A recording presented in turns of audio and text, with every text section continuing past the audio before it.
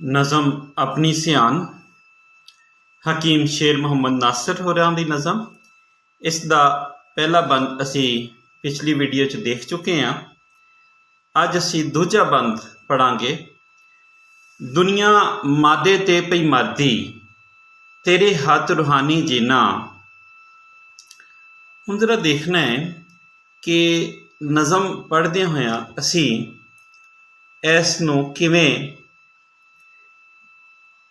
ਤਫਸੀਲ ਨਾਲ ਵੇਖਣਾ ਹੈ, ਅਤੇ ਉਸ ਤੋਂ ਪਹਿਲਾਂ ਲਫ਼ਜ਼ੀ ਮਾਨੀ ਦੇਖਣੇ ਨੇ ਕਿ ਲਫ਼ਜ਼ ਇਹ ਕਿਵੇਂ ਦੇ ਨੇ ਅਤੇ ਉਹਨਾਂ ਦੇ ਮਤਲਬ ਕੀ ਨੇ। ਦੁਨੀਆ ਮਾਦੇ ਤੇ ਪਈ ਮਰਦੀ, ਤੇਰੇ ਹੱਥ ਰੂਹਾਨੀ ਜੀਨਾ। ਚੰਨ ਦੇ ਅੰਦਰ ਜਾ ਕੇ ਵੀ ਤੇ ਲੋਕਾਂ ਹੋਣਾ ਏ ਤੇਰਾ ਹੀਨਾ, ਤੇ ਤੈਨੂੰ ਇਕੱਠਾ ਕਰਨਾ ਪੈਣਾ ਏ। ਲੋਕੀ ਜੋ ਪਏ ਡੋਲਣ ਚੀਨਾ, ਤੈਨੂੰ ਇਕੱਠਾ ਕਰਨਾ ਪੈਣਾ ਏ। ਲੋਕੀ ਜੋ ਪਏ ਡੋਲਣ ਚੀਨਾ, ਸਿੱਕਾਂ ਵਿੱਚ ਸਿਕੰਦਰ ਮਰਸੀ।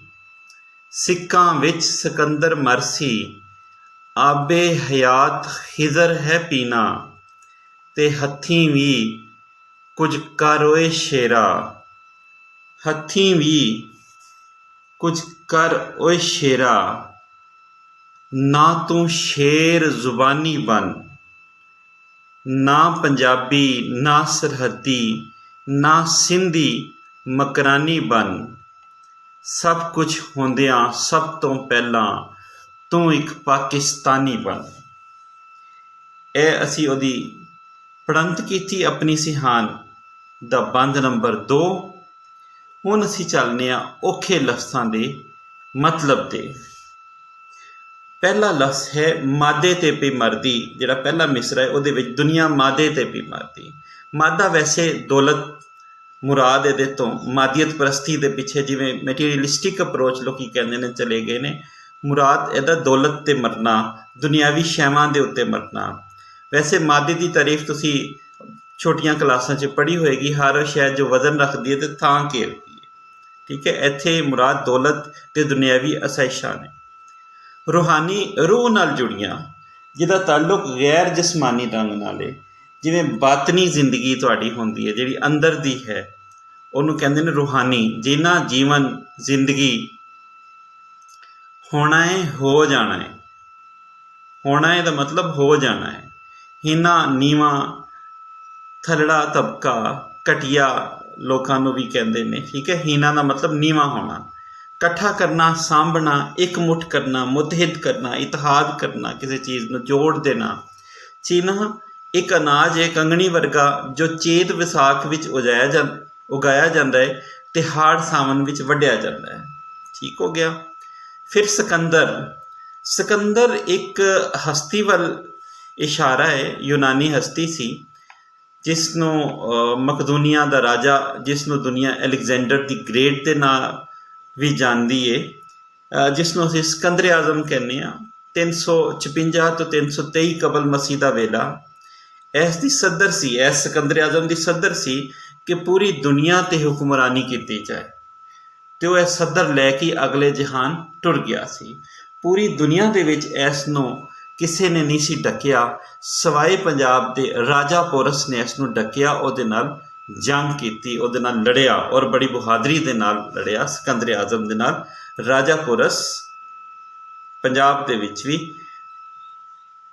ਖਿਜ਼ਰ।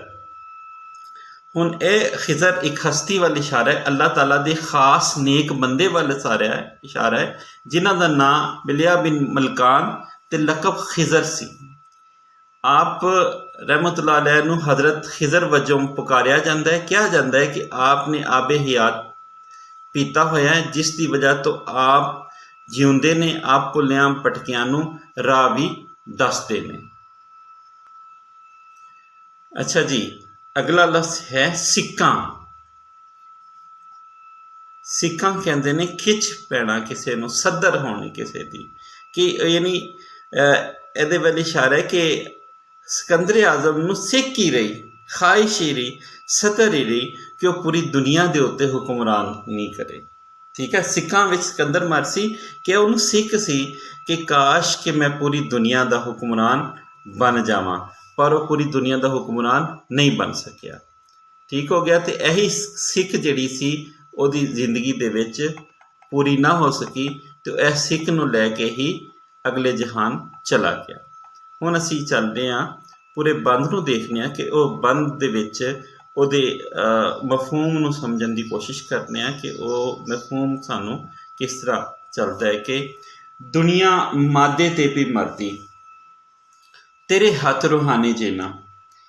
ਤੁਹਾਨੂੰ ਥੋੜ੍ਹਾ ਜਿਹਾ ਬੈਕਗਰਾਊਂਡ 'ਤੇ ਉਸ ਪਹਿਲੇ ਬੰਦ ਨੂੰ ਵੀ ਚੇਤੇ 'ਚ ਰੱਖਣਾ ਪੈਣਾ ਹੈ ਕਿ ਜਿਹਦੇ ਵਿੱਚ ਉਹ ਮੁਸਲਮਾਨਾਂ ਨੂੰ ਅੱਲਾਹ ਤਾਲਾ ਦੇ ਨਾਲ ਜੁੜਨ ਦਾ, ਤੌਹੀਦ ਦਾ ਸਬਕ ਦੇ ਰਿਹਾ ਸੀ ਅਤੇ ਅਜਿਹੇ ਦੀਨ ਦਾ ਪੈਰੋਕਾਰ ਦੱਸਦਾ ਪਿਆ ਸੀ ਜਿਹਦੀ ਮਿਸਾਲ ਪੂਰੀ ਦੁਨੀਆ ਦੇ ਵਿੱਚ ਨਹੀਂ ਮਿਲਦੀ। ਅਤੇ ਹੁਣ ਮੁਸਲਮਾਨਾਂ ਨੂੰ ਉਹ ਦੱਸਦੇ ਪਏ ਨੇ ਹਕੀਮ ਸ਼ੇਰ ਮੁਹੰਮਦ ਨਾਸਰ ਹੋਰੀ ਕਿ ਜੇ ਤੂੰ ਆਪਣੀ ਸ਼ਨਾਖਤ ਕਾਇਮ ਕਰਨੀ ਹੈ, ਤੇਰੇ ਕੋਲ ਜਿਹੜੀ ਦੁਨੀਆ ਮਾਦੇ 'ਤੇ ਵੀ, ਦੁਨੀਆ ਅਤੇ ਦੌਲਤ ਦੇ ਪਿੱਛੇ, ਆਸਾਇਸ਼ਾਂ ਦੇ ਪਿੱਛੇ, ਦੁਨਿਆਵੀ ਜ਼ਿੰਦਗੀ ਦੇ ਪਿੱਛੇ, ਦੁਨਿਆਵੀ ਲਾਲਚ ਦੇ ਪਿੱਛੇ ਪਈ ਹੋਈ ਹੈ, ਪਰ ਤੇਰੀ ਜ਼ਿੰਦਗੀ 'ਤੇ ਹੈ ਨਹੀਂ, ਤੇਰਾ ਮਕਸਦ 'ਤੇ ਹੈ ਨਹੀਂ। ਤੇਰੇ ਹੱਥ 'ਤੇ ਰੂਹਾਨੀਅਤ ਦਾ ਬਹੁਤ ਵੱਡਾ ਤਗੜਾ ਤਾਲੁਕ ਸੀ, ਤੇਰੇ ਹੱਥ 'ਤੇ ਰੂਹਾਨੀਅਤ ਸੀ, ਬਾਤਨੀਅਤ ਸੀ, ਅਤੇ ਇਹਦੇ ਵਿੱਚ ਹੀ ਇਨਸਾਨੀ ਕਦਰਾਂ ਲੁਕੀਆਂ ਹੋਈਆਂ ਸਨ।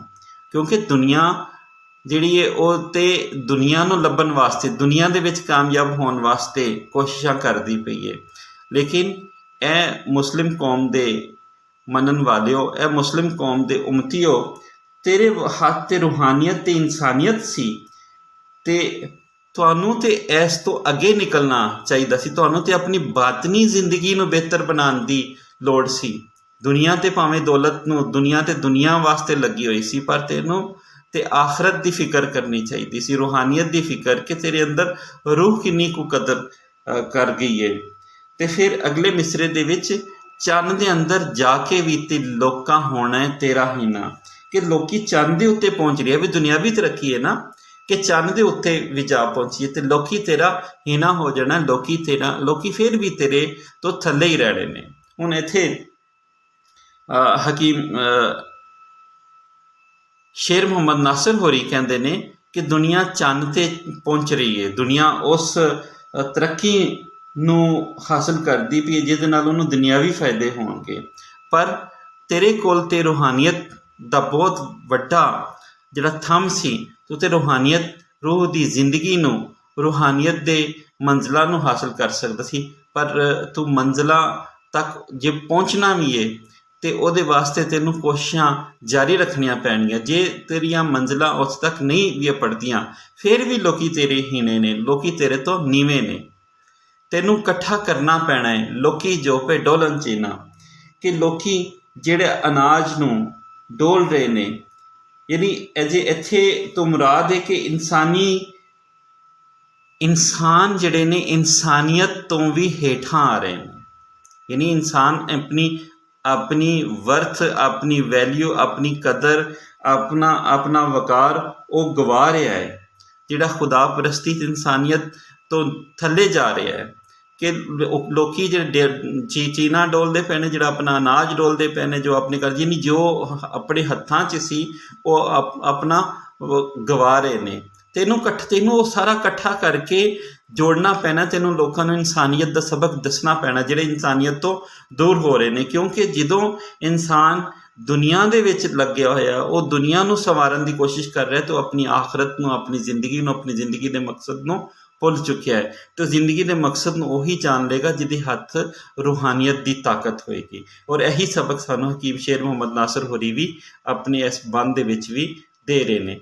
ਸਿੱਖਾਂ ਵਿੱਚ ਸਿਕੰਦਰ ਮਰਸੀ ਆਬੇ ਹਯਾਤ ਖਿਜ਼ਰ ਹੈ ਪੀਨਾ, ਕਿ ਸਿਕੰਦਰ ਆਜ਼ਮ ਜਿਸ ਦਾ ਖ਼ਾਬ ਸੀ, ਜਿਸ ਦਾ ਸੁਪਨਾ ਸੀ ਕਿ ਉਹ ਪੂਰੀ ਦੁਨੀਆ ਨੂੰ ਫਤਿਹ ਕਰੇ, ਕਹਿੰਦਾ ਉਹ ਵੀ ਆਪਣਾ ਸੁਪਨਾ ਲੈ ਕੇ ਖ਼ਤਮ ਹੋ ਗਿਆ, ਮੁੱਕ ਗਿਆ, ਅਤੇ ਆਖਿਰਕਾਰ ਉਸ ਨੇ ਵੀ ਕਬਰੀ ਜਾ ਪਿਆ।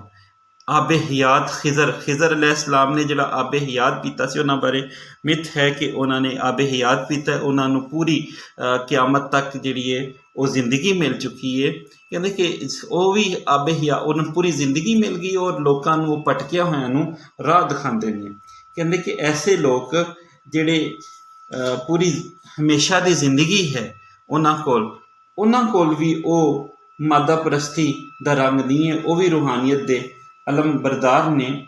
ਕਿ ਹਜ਼ਰਤ ਖਿਜ਼ਰ ਜਿਹੜੇ ਬਜ਼ੁਰਗ ਨੇ ਉਹਨਾਂ ਨੂੰ ਜੋ ਚੀਜ਼ ਨਸੀਬ ਹੋਏਗੀ ਤੈਨੂੰ ਵੀ ਉਹ ਨਸੀਬ ਹੋ ਸਕਦੀ ਹੈ। ਤੇਰੇ ਕੋਲ ਵੀ ਆਬੇ ਹਯਾਤ ਵਰਗੀ ਹੀ ਰੂਹਾਨੀਅਤ ਹੈ, ਤੂੰ ਉਸ ਦੇ ਉੱਤੇ ਅਮਲ ਕਰੇਗਾ, ਤੂੰ ਅਮਲੀ ਤੌਰ 'ਤੇ ਜੇ ਬਾਦਸ਼ਾਹ ਬਣੇਗਾ ਤਾਂ ਫਿਰ ਹੀ ਤੈਨੂੰ ਕਾਮਯਾਬੀ ਮਿਲੇਗੀ। ਕਿ ਐਸੀ ਮਿਸਰੇ ਨੂੰ ਅਗਲੇ ਮਿਸਰੇ ਨਾਲ ਜੋੜੀਏ, ਹੱਥੀਂ ਵੀ ਕੁਝ ਕਾਰੋਏ ਸ਼ੇਰਾ, ਨਾ ਤੂੰ ਸ਼ੇਰ ਜ਼ੁਬਾਨੀ ਬਣ। ਕਿ ਉਹ ਸ਼ੇਰ ਬਣ ਜਿਹੜਾ ਅਮਲ ਕਰਦਾ ਹੈ, ਠੀਕ ਹੈ। ਅਜਿਹਾ ਸ਼ੇਰ ਬਣ ਜਿਹੜਾ ਅਮਲ ਕਰਦਾ, ਜਿਹੜਾ ਸਿਰਫ ਗੱਲਾਂ ਨਹੀਂ ਕਰਦਾ। ਅਮਲ ਦੀ ਪ੍ਰੇਰਨਾ ਜਿਹੜੀ ਹੈ ਉਹ ਸਾਨੂੰ ਹਕੀਮ ਸ਼ੇਰ ਮੁਹੰਮਦ ਨਾਸਰ ਹੋਰੀ ਇਸ ਸ਼ੇਰ ਦੇ ਵਿੱਚ ਬਾਰ-ਬਾਰ ਦੇ ਰਹੇ ਨੇ ਕਿ ਤੂੰ ਐਸਾ ਗਾਜ਼ੀ ਬਣ ਜਿਹੜਾ ਕਿਰਦਾਰ ਦਾ ਗਾਜ਼ੀ ਹੋਵੇ। ਜਿਵੇਂ ਅਲਾਮਾ ਇਕਬਾਲ ਨੇ ਫਰਮਾਇਆ ਨਾ ਕਿ ਗੁਫਤਾਰ ਦਾ ਗਾਜ਼ੀ ਨਹੀਂ ਬਲਕਿ ਕਿਰਦਾਰ ਦਾ ਗਾਜ਼ੀ ਹੋਣਾ ਜ਼ਿਆਦਾ ਚੰਗਾ ਹੈ। ਅਤੇ ਜਿਹੜਾ ਕਿਰਦਾਰ ਦਾ ਗਾਜ਼ੀ ਬਣੇਗਾ, ਹੱਥੀਂ ਵੀ ਕੁਝ ਕਾਰੋ ਸ਼ੇਰਾ, ਕਿਰਦਾਰ ਉਹ ਹੋਏਗਾ ਜੇ ਅਮਲ ਹੋਣਗੇ, ਚੰਗੇ ਅਮਲ ਹੋਣਗੇ ਅਤੇ ਫਿਰ ਹੀ ਤੂੰ ਨਾ ਤੂੰ ਸ਼ੇਰ, ਫਿਰ ਜ਼ੁਬਾਨੀ ਕਲਾਮੀ ਸ਼ੇਰ ਨਾ ਬਣ, ठीक है। गुफ्तार का गाजी बन तो सका, किरदार का गाजी बन ना सका। कि किरदार का गाजी बनना है तो गल्लां बातां दे नाल तू जिहड़े ने आसमान ते टाकी ना ला। हुण अगले दो मिसरे उही सब कुछ जिहड़ी तुहानूं तासुब तो, नफरत तो, सुबाइयत तो जिहड़ा ना अगे जान दी वो गल करदे ने। ना पंजाबी, ना सरहदी, ना सिंधी, मकरानी बन, जिवें तुहानूं पहले भी दसता है, शेर की तशरी पहले बन च भी करती गई है कि अपने आप नूं सुबाइयत के रंग विच ना रंगो। पंजाबी, सिंधी, सरहदी, बलोची बन के नहीं, सब कुछ होंदियां होइयां सब तो पहला तू एक पाकिस्तानी बन। कि सब तो पहला तू पाकिस्तानी बन, अपने वतन दे नाल, अपनी धरती दे नाल जिहड़ी मुहब्बत है वो सब तो पहले वो तेरी उही तेरी पछाण है। उस तो इलावा तो कुछ भी नहीं बन सकता। और वो जो भी तू बनेगा तो वो मुल्क वास्ते, इस देश वास्ते नुकसान थे। इत्थे क्यों जे किसी देश की भलाई, किसी देश की बेहतरी उदों ही होंदी है जो उत्थे वसन वाले नफरतां तो अगे निकल गए, जो उत्थे वसन वाले तासुब तो दी ऐनक जिहड़ी है वो ला देणगे, जो उत्थे वसन वाले अपने आप नूं हदबंदियां विच तकसीम नहीं करनगे तो एक देश के वासी होने का सबूत देणगे। हुण असीं चलदे हां तीसरे बंद वल।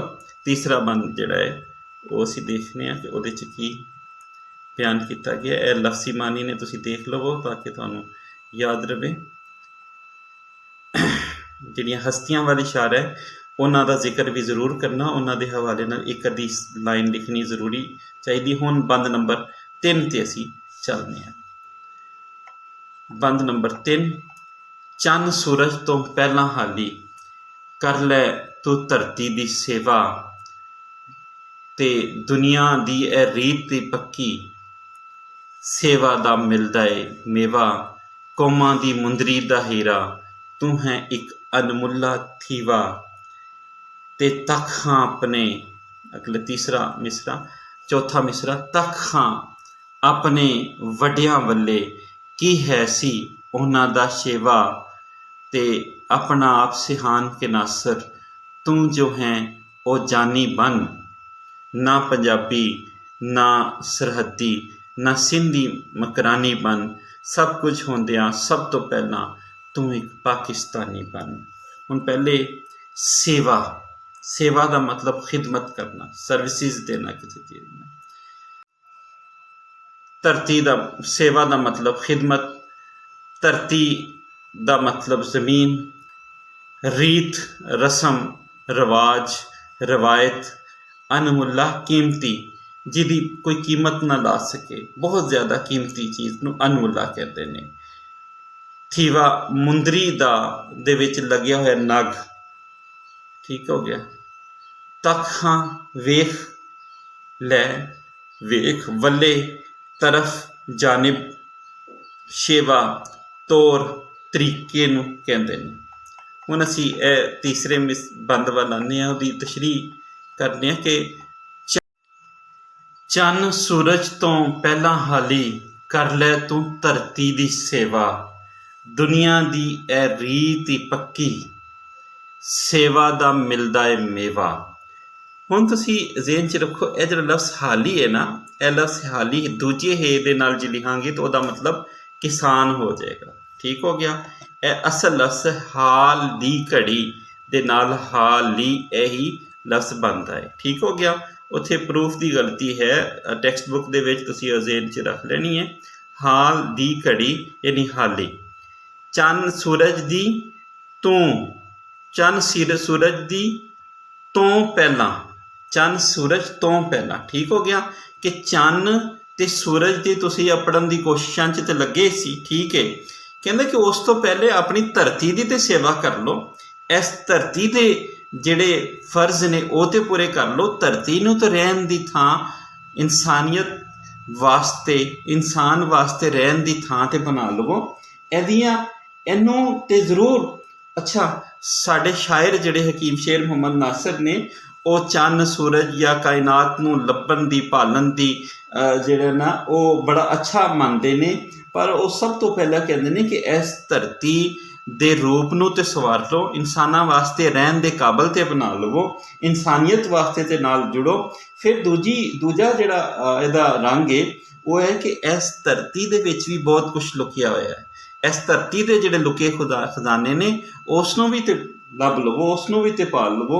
ਔਰ ਜਦੋਂ ਸਾਂਝ ਦਾ, ਮੁਹੱਬਤ ਦਾ, ਅਮਨ ਦੀ ਗੱਲ ਜਿਹੜੇ ਕਰੋਗੇ ਤੇ ਫਿਰ ਇਹ ਧਰਤੀ ਦੇ ਵਿੱਚ ਇੰਨੀ ਖੁਸ਼ਹਾਲੀ ਹੋਗੀ ਕਿ ਚੰਨ ਸੂਰਜ 'ਤੇ ਜਾ ਕੇ ਉਹਦੀ ਪਾਲਣ ਦੀ ਜਿਹੜੀ ਲੋੜ ਹੈ ਉਹ ਹੋਰ ਜ਼ਿਆਦਾ ਨਿਖਰ ਕੇ ਸਾਹਮਣੇ ਆ ਜਾਏਗੀ। ਪਹਿਲੇ ਇਸ ਦੁਨੀਆ ਨੂੰ ਖੂਬਸੂਰਤ ਕਰੋ, ਇਸ ਦੁਨੀਆ ਨੂੰ ਰਹਿਣ ਦੇ ਕਾਬਲ ਬਣਾਓ, ਇਸ ਦੁਨੀਆ ਨੂੰ ਜੰਨਤ ਅਮਲੀ ਸੂਰਤ ਵਿੱਚ ਬਣਾਓ। ਕਹਿੰਦਾ ਕਿ ਦੁਨੀਆ ਦੀ ਇਹ ਰੀਤ ਹੀ ਪੱਕੀ, ਦੁਨੀਆ ਦੇ ਵਿੱਚ ਰਸਮ ਰਿਵਾਜ ਸਦੀਆਂ ਤੋਂ ਇਹੀ ਚੱਲਦਾ ਆ ਰਿਹਾ ਹੈ ਕਿ ਜਿਹੜਾ ਸੇਵਾ ਕਰਦਾ ਹੈ ਉਹਨੂੰ ਹੀ ਮੇਵਾ ਮਿਲਦਾ ਹੈ। ਉਹ ਭਾਵੇਂ ਕੋਈ ਵੀ ਹੋਵੇ, ਉਹਦੇ ਵਿੱਚ ਜਿਹੜੇ ਇਨਸਾਨੀ ਹਕਾਇਕ ਨੇ, ਜਿਹੜੇ ਕਾਇਨਾਤੀ ਹਕਾਇਕ ਨੇ, ਉਹ ਸਾਰਿਆਂ ਵਾਸਤੇ ਇੱਕੋ ਹੀ ਨੇ। ਜਿਹੜੀ ਮਿਹਨਤ ਕਰੇਗਾ ਜਿਹੜਾ ਉਹ ਤਰੱਕੀ ਕਰੇਗਾ, ਅਤੇ ਜਿਹੜਾ ਮਿਹਨਤ ਨਹੀਂ ਕਰੇਗਾ ਉਸ ਨੂੰ ਤਰੱਕੀ ਨਹੀਂ ਮਿਲੇਗੀ। ਇਹ ਖਾਸ ਤੌਰ 'ਤੇ ਜਿਹੜੇ ਇਸ ਦੇਸ਼ ਦੇ ਨੌਜਵਾਨ ਨੇ ਉਹਨਾਂ ਵੱਲ ਵੀ ਹੈ ਕਿ ਚੰਨ ਸੂਰਜ 'ਤੇ ਜਾ ਕੇ ਆਪਣੀਆਂ ਕਾਮਯਾਬੀਆਂ ਦੇ ਝੰਡੇ ਜ਼ਰੂਰ ਕੱਢੋ, ਪਰ ਸਭ ਤੋਂ ਪਹਿਲੇ ਆਪਣੀ ਧਰਤੀ ਦੇ ਨਾਲ, ਆਪਣੇ ਵਤਨ ਦੇ ਨਾਲ, ਆਪਣੇ ਵਸੇਬ ਦੇ ਨਾਲ ਜ਼ਿਆਦਾ ਜੁੜੋ। ਕਿਉਂਕਿ ਜਦੋਂ ਤੁਸੀਂ ਇੰਨੀ ਤਰੱਕੀ ਦੀ ਗੱਲ ਕਰੋਗੇ ਤੇ ਫਿਰ ਤੁਹਾਨੂੰ ਇੱਜ਼ਤ ਵੀ ਮਿਲੇਗੀ, ਤੁਹਾਡੇ ਦੇਸ਼ ਨੂੰ ਵੀ ਇੱਜ਼ਤ ਮਿਲੇਗੀ ਅਤੇ ਤੁਹਾਨੂੰ ਕਾਮਯਾਬੀ ਵੀ ਇੱਥੇ ਮਿਲ ਜਾਏਗੀ। ਔਰ ਇਸ ਧਰਤੀ ਦੇ ਪਾਸੇ ਵੀ ਲੋਕ ਖਿੱਚਦੇ ਚਲੇ ਆਉਣਗੇ। ਫਿਰ ਅੱਗੇ ਚੱਲਦੇ ਅਸੀਂ ਕਿ ਕੌਮਾਂ ਦੀ ਮੁੰਦਰੀ ਦਾ ਹੀਰਾ ਤੂੰ, ਕਿ ਕੌਮ ਜਿਹੜੀ ਹੈ ਉਹ ਨੌਜਵਾਨ ਨਸਲ ਹੈ। ਕੌਮਾਂ ਦੀ ਮੁੰਦਰੀ ਦਾ ਹੀਰਾ ਤੂੰ, ਜਿਹੜੀ ਨੌਜਵਾਨ ਨਸਲ ਹੈ ਉਹਨਾਂ ਨੂੰ ਮੁਖਾਤਿਬ ਨੇ ਹਕੀਮ ਸ਼ੇਰ ਮੁਹੰਮਦ ਨਾਸਿਰ ਹੋਰੀ, ਸਾਡੇ ਸ਼ਾਇਰ, ਜਿਹੜੇ ਕਹਿੰਦੇ ਨੇ ਕਿ ਕੌਮਾਂ ਦੀ ਮੁੰਦਰੀ ਦਾ ਹੀਰਾ ਤੂੰ ਹੈ, ਇੱਕ ਅਨਮੁੱਲਾ ਥੀਵਾ, ਅਨਮੁੱਲਾ ਜਿਹਦਾ ਕੋਈ ਮੁੱਲ ਨਹੀਂ ਹੈ। ਥੀਵਾ ਯਾਨੀ ਤੁਹਾਨੂੰ ਦੱਸਿਆ ਕਿ ਮੁੰਦਰੀ ਦੇ ਵਿੱਚ ਜਿਹੜਾ ਨਗ ਪਾਈਦਾ ਉਹ ਉਸ ਥਾਂ ਨੂੰ ਥੀਵਾ ਕਹਿੰਦੇ ਨੇ। ਕਿ ਉਹਦਾ ਜਿਹੜਾ ਥੀਵਾ ਹੈ, ਕੁਛ ਥਾਵਾਂ 'ਤੇ ਥੇਵਾ ਵੀ ਕਹਿੰਦੇ ਨੇ, ਕਿ ਜਿਹੜਾ ਥੇਵਾ ਹੈ ਉਹ ਤੇਰਾ ਇਹੀ ਹੈ ਕਿ ਤੂੰ ਅਗਰ ਮੁੰਦਰੀ ਦੇ ਵਿੱਚੋਂ ਥੇਵਾ ਕੱਢਤਾ ਜਾਵੇ ਤੇ ਫਿਰ ਮੁੰਦਰੀ ਬਹੁਤ ਹੀ ਬਦਸੂਰਤ ਜੀ ਲੱਗਣ ਲੱਗਦੀ ਹੈ। ਕਿ ਆਪਣੇ ਆਪ ਨੂੰ ਜੇ ਤੂੰ ਕੀਮਤੀ ਤੇ ਅਨਮੋਲ ਨਗ ਸਮਝਣਾ ਚਾਹੁੰਦਾ ਹੈ, ਆਪਣੀ ਹਸੀਅਤ ਨੂੰ ਜਾਣਨਾ ਚਾਹੁੰਦਾ ਹੈ, ਆਪਣੇ ਮੁਕਾਮ ਨੂੰ ਸਮਝਣਾ ਚਾਹੁੰਦਾ ਹੈ, ਆਪਣੀ ਹੀਰੇ ਵਰਗੀ ਕੀਮਤ ਨੂੰ ਜਾਣਨਾ ਚਾਹੁੰਦਾ ਹੈ, ਤੇ ਫਿਰ ਤੈਨੂੰ ਤੇਰੀ ਕਦਰ ਤੇ ਕੀਮਤ ਦਾ ਅਹਿਸਾਸ ਉਦੋਂ ਹੀ ਹੋਏਗਾ ਜਦੋਂ ਤੂੰ ਆਪਣੇ ਆਪ ਵਿੱਚ ਗਫਲਤ। ਕੌਮਾਂ ਦੀ ਮੁੰਦਰੀ ਦਾ ਹੀਰਾ ਤੂੰ ਹੈ, ਇੱਕ ਅਨਮੁੱਲਾ ਥੇਵਾ, ਕਿ ਅਜਿਹਾ ਨਗ ਹੈ ਜਿਹੜਾ ਬਹੁਤ ਹੀ ਕੀਮਤੀ ਹੈ, ਜਿਸ ਦੀ ਕੋਈ ਕੀਮਤ ਨਹੀਂ। ਇਹ ਨੌਜਵਾਨ ਨਸਲ ਹੈ, ਇਸ ਵਸੇਬ ਦਾ, ਇਸ ਧਰਤੀ ਦਾ, ਇਸ ਵਤਨ ਦਾ ਨੌਜਵਾਨ ਜਿਹੜਾ ਹੈ ਉਹ ਅਗਰ ਆਪਣੇ ਆਪ ਦੇ ਅੰਦਰ ਸ਼ੌਕ ਪੈਦਾ ਕਰ ਲਏਗਾ ਆਪਣੀ ਕਾਮਯਾਬੀ ਹਾਸਿਲ ਕਰਨ ਵਾਸਤੇ, ਤੇ ਸ਼ਾਇਰ ਕਹਿੰਦਾ ਹੈ ਕਿ ਇਸ ਤੋਂ ਵੱਧ ਵਧੀਆ ਕੋਈ ਚੀਜ਼ ਨਹੀਂ ਹੈ ਕਿ ਕੌਮਾਂ ਦੀ ਮੁੰਦਰੀ ਦਾ ਹੀਰਾ ਹੁੰਦਾ ਹੈ ਉਹ ਨੌਜਵਾਨ ਜਿਹੜਾ ਕੰਮ ਕਰਦਾ ਹੈ, ਜਿਹੜਾ ਅਮਲੀ ਤੌਰ 'ਤੇ ਸਬੂਤ ਦਿੰਦਾ ਹੈ। ਇੱਕ ਅਨਮੁੱਲਾ ਯਾਨੀ ਕੀਮਤੀ ਯਾਨੀ ਕਾਮਯਾਬੀ ਦਾ ਜ਼ਰੀਆ ਉਹੀ ਬਣਦੇ ਨੇ ਕਿ ਜਦੋਂ ਚੰਨ ਅਤੇ ਸੂਰਜ ਤੀਕਰ ਅਪੜਨ ਦੀ ਗੱਲ ਹੋਏਗੀ ਅਤੇ ਫਿਰ ਕਾਮਯਾਬੀ ਦੀਆਂ ਮੰਜ਼ਿਲਾਂ ਦੇਖਣੀਆਂ ਪੈਣਗੀਆਂ ਕਿ ਕਿਹੜੀ ਕੌਮ ਨੇ ਕਿੰਨੀਆਂ ਹਾਸਲ ਕੀਤੀਆਂ ਨੇ। ਅਤੇ ਇਸੇ ਲਈ ਸ਼ਾਇਰ ਸਾਨੂੰ ਕਹਿੰਦੇ ਨੇ ਕਿ ਤੱਕ ਹਾਂ ਆਪਣੇ ਵੱਡਿਆਂ ਵੱਲੇ, ਕੀ ਹੈ ਸੀ ਉਹਨਾਂ ਦਾ ਸ਼ੇਵਾ, ਕਿ ਉਹਨਾਂ ਦਾ ਸ਼ੇਵਾ ਦੇਖ ਕਿ ਉਹ ਕੀ ਹੱਥ 'ਤੇ ਹੱਥ ਧਰ ਕੇ ਬੈਠੇ ਰਹਿੰਦੇ ਸਨ, ਜਾਂ ਉਹਨਾਂ ਨੇ ਜਿਹੜਾ ਮੁਕਾਮ ਹਾਸਲ ਕੀਤਾ ਸੀ ਉਹ ਕੀ ਸੀ, ਕਿ ਉਹ ਬਹੁਤ ਚੰਗੇ ਲੋਕ ਸਨ। ਫਿਰ ਜਦੋਂ ਅਸੀਂ ਤਾਰੀਖ ਦੇਖਦੇ ਹਾਂ, ਅਸੀਂ ਆਪਣੇ ਵੱਡਿਆਂ ਦੀ ਤਾਰੀਖ ਦੇਖਦੇ ਹਾਂ ਅਤੇ ਉਹ ਦੇਖਦੇ ਹਾਂ ਕਿ ਉਹਨਾਂ ਕੋਲ ਜਿਹੜਾ ਮੁਕਾਮ ਹਾਸਿਲ ਸੀ ਉਹ ਆਗੂ ਸਨ। ਪੂਰੀ ਦੁਨੀਆ ਦੇ ਲੋਕ ਉਹਨਾਂ ਵੱਲ ਵੇਖਦੇ ਸਨ, ਲੋਕ ਉਹਨਾਂ ਦੀ ਕਦਰ ਅਤੇ ਕੀਮਤ ਦੇਖਦੇ ਸਨ। ਹੀਰੇ ਅਤੇ ਨਗ ਦੇ ਨਾਲ ਉਹ ਜਦੋਂ ਸ਼ਾਇਰ ਜੋੜਦਾ ਕਿ ਤੂੰ ਹੀਰਾ ਹੈ, ਅਤੇ ਹੀਰਾ ਇੱਕ ਅਜਿਹੀ ਅੰਗੂਠੀ ਦੇ ਵਿੱਚ ਹੈ। ਉਹ ਅੰਗੂਠੀ ਜਿਹੜੀ ਅਸਲ ਵਿੱਚ ਹੈ ਉਹ ਸਾਡੀ ਰਵਾਇਤ ਹੈ, ਉਹ ਸਾਡੀ ਤਾਰੀਖ ਹੈ, ਉਹ ਸਾਡੀ ਹਿਸਟਰੀ ਹੈ, ਉਹ ਸਾਡਾ ਪਿਛਲਾ ਵੇਲਾ ਹੈ ਕਿ ਜਦੋਂ ਅਸੀਂ ਪੂਰੀ ਦੁਨੀਆ 'ਤੇ ਹੁਕਮਰਾਨੀ ਕਰ ਰਹੇ ਸਨ। ਤੱਕ ਆਪਣੇ ਵੱਡਿਆਂ ਵੱਲੇ, ਕੀ ਹੈ ਸੀ ਉਹਨਾਂ ਦਾ ਸ਼ੇਵਾ, ਕਿ ਜੋ ਉਹਨਾਂ ਨੇ ਕੀਤਾ, ਜੋ ਉਹ ਚੰਗੇ ਅਮਲ ਕਰਦੇ ਰਹੇ ਅਤੇ ਲੋਕ ਅੱਜ ਉਹਨੂੰ ਚੰਗੇ ਨਾਵਾਂ ਦੇ ਨਾਲ, ਚੰਗੇ ਲਫ਼ਜ਼ਾਂ ਦੇ ਨਾਲ ਯਾਦ ਕਰਦੇ ਨੇ। ਇਸੇ ਲਈ ਤੂੰ ਵੀ ਉਹਨਾਂ ਵਰਗਾ ਬਣ, ਹੱਥ 'ਤੇ ਹੱਥ ਧਰ ਕੇ ਬੈਠਾ ਰਹੇਗਾ ਅਤੇ ਕੁਛ ਨਹੀਂ ਬਣੇਗਾ। ਆਪਣੀ ਸਿਹਾਨ ਨਜ਼ਮ ਦਾ ਇਹੀ ਇੱਕ ਮੈਸੇਜ ਹੈ ਖਾਸ ਤੌਰ 'ਤੇ ਕਿ ਕਾਮਯਾਬੀ ਦਾ ਬਹੁਤ ਵੱਡਾ ਜ਼ਰੀਆ ਉਦੋਂ ਹੀ ਬਣੇਗਾ ਜਦੋਂ ਤੂੰ ਅਮਲੀ ਤੌਰ 'ਤੇ ਕੁਛ ਕਰੇਗਾ। ਜੇ ਅਮਲ ਨਹੀਂ ਕਰੇਗਾ ਤਾਂ ਫਿਰ ਕੁਛ ਨਹੀਂ ਕਰੇਗਾ। ਜਿਵੇਂ ਬੁੱਲੇ ਸ਼ਾਹ ਨੇ ਵੀ ਕਿਹਾ, ਕਰ ਕੱਤਣ ਵੱਲ ਧਿਆਨ ਕੁੜੇ, ਕਰ ਕੱਤਣ ਅਮਲ ਜਿਹੜਾ ਹੈ ਉਹ ਸਭ ਤੋਂ ਪਹਿਲੇ ਸਭ ਤੋਂ ਵਧੀਆ ਹੈ। ਆਪਣਾ ਆਪ ਸਿਹਾਨ ਕੇ ਨਾਸਿਰ, ਤੂੰ ਜੋ ਹੈ ਉਹ ਜਾਨੀ ਬਣ। ਹੁਣ ਅਗਲੇ ਮਿਸਰੇ ਵਿੱਚ ਕਿ ਆਪਣਾ ਆਪ ਸਿਹਾਨ ਦਾ ਨਾਸਿਰ, ਤੂੰ ਜੋ ਹੈ ਉਹ ਮਹਿਬੂਬ। ਇਹ ਹੁਣ ਇੱਥੇ ਇਨਸਾਨ ਨੂੰ, ਇੱਥੇ ਇਸ ਧਰਤੀ ਦੇ ਲੋਕਾਂ ਨੂੰ ਉਹ ਮਹਿਬੂਬ ਕਹਿ ਰਹੇ ਨੇ ਕਿ ਤੂੰ ਜੋ ਹੈ ਉਹ ਬਣ।